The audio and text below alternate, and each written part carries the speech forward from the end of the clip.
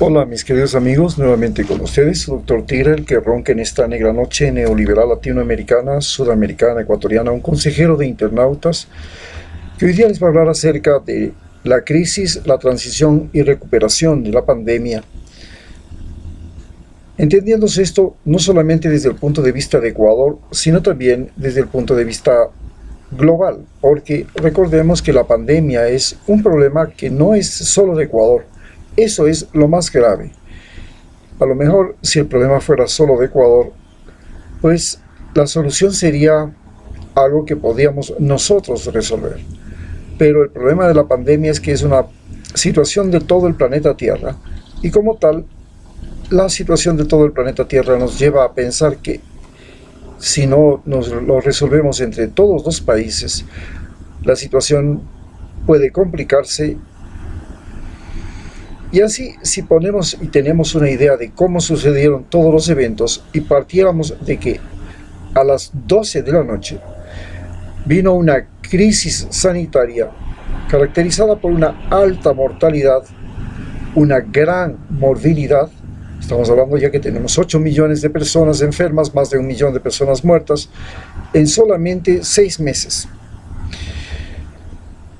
Nos lleva a pensar que entonces se ha producido además una crisis económica, más o menos que podríamos decir que toda esta mortalidad y esta morbilidad que se sucede en el mundo sucedería entre las 12 de la noche y prácticamente las 5 de la mañana, en la que todos los países se sienten completamente descontrolados, desconcertados y no saben qué hacer.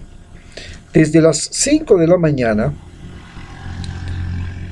todos los países comienzan a vivir lo que es una crisis económica. Esta crisis económica se entiende como la pérdida de trabajo, la quiebra de empresas, y todas estas quiebras de empresas y trabajo, a su vez, nos llevan a una crisis social, y esta crisis social más o menos sucede, si pudiéramos ponerlo, desde las 10 de la mañana del día siguiente.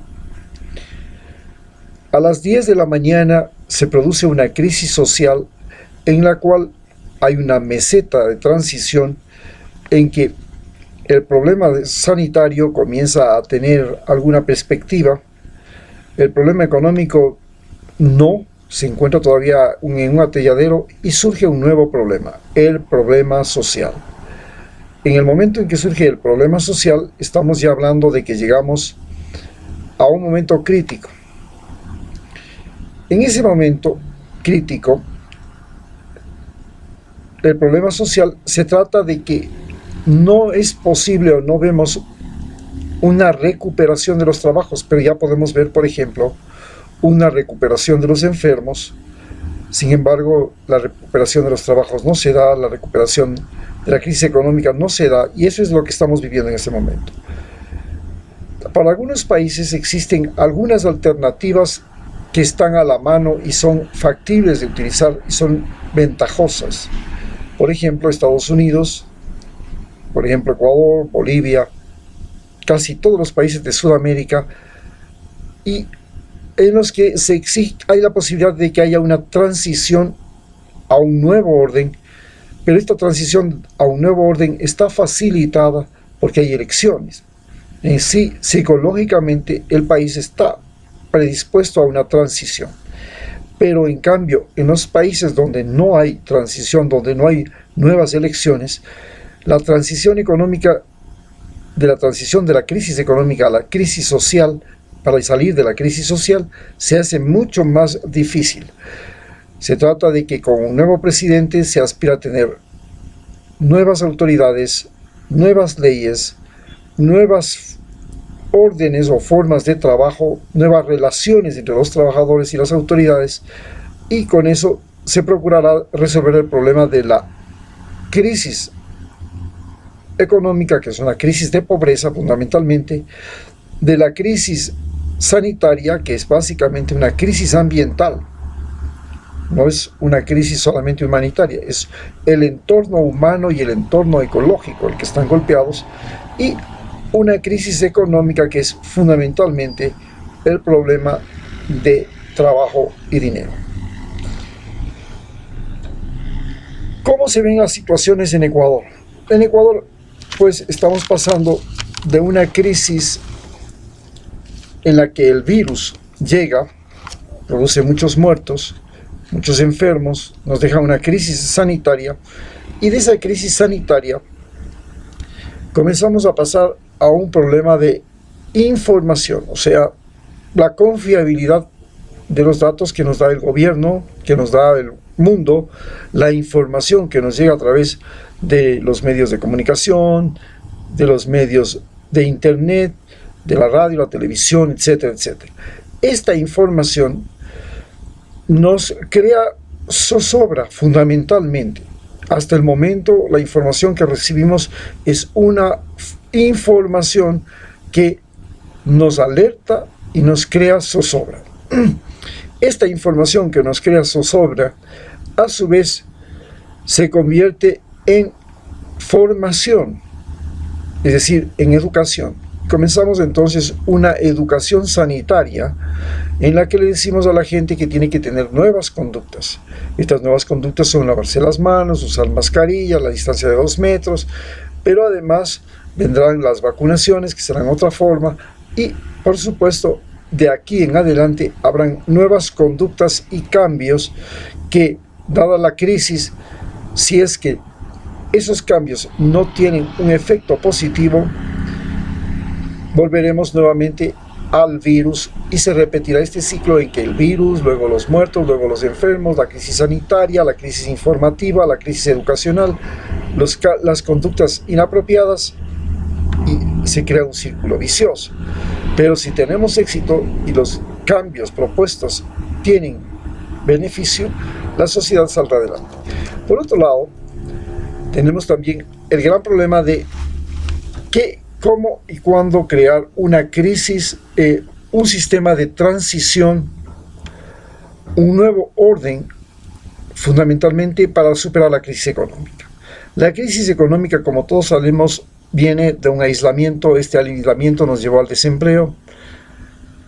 El desempleo nos lleva al distanciamiento social, el distanciamiento social nos ha llevado a la internet, el internet nos ha llevado a una revolución tecnológica acelerada en el mundo. Se dice que en este momento, en 186 días, el mundo ha duplicado sus conocimientos.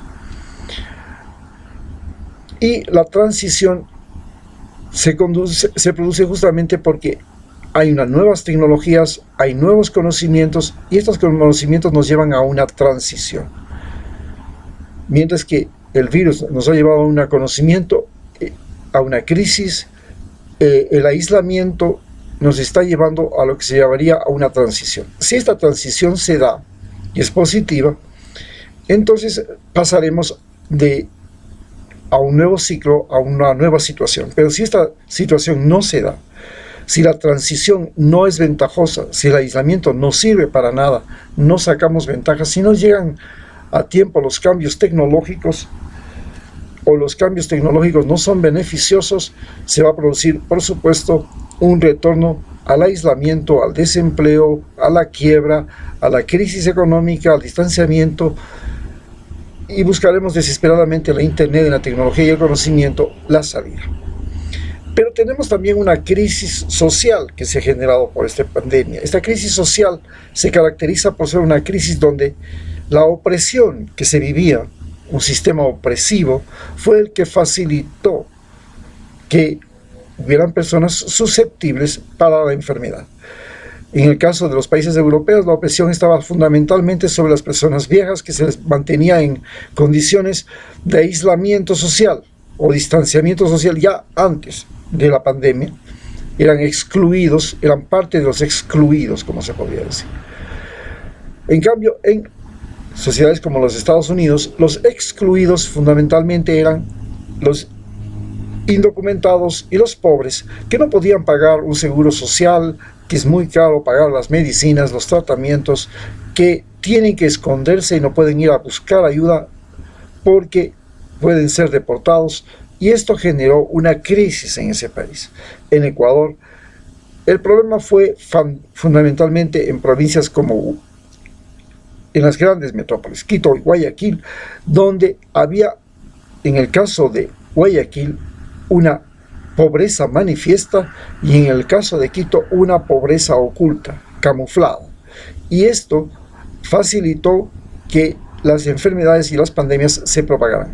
Más visible todavía más en Perú, donde a pesar de que se decía que el país vivía un crecimiento y un crecimiento y un crecimiento, a la final nos hemos dado cuenta que Perú es un país donde la pobreza en América Latina no tiene parangón, no tiene comparación con lo que sucede en ningún otro país.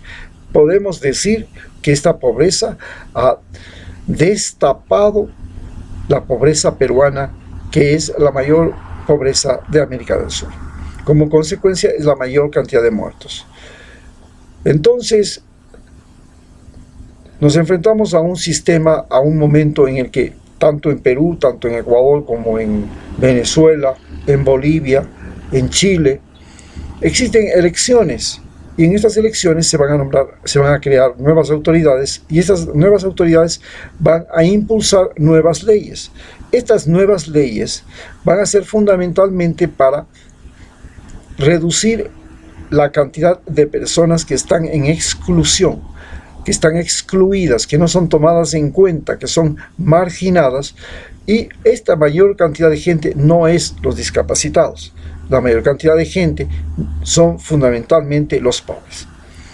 Entonces se trata de sacar a la gente que está excluida por su poca capacidad económica y tratarla de integrar a la sociedad. Estas nuevas leyes pueden generar una recuperación del país y si no sucede, entonces volveremos a un sistema opresivo y si sí sucede, volveremos a una recuperación que es lo que se viene luego de la pandemia. Muchas gracias.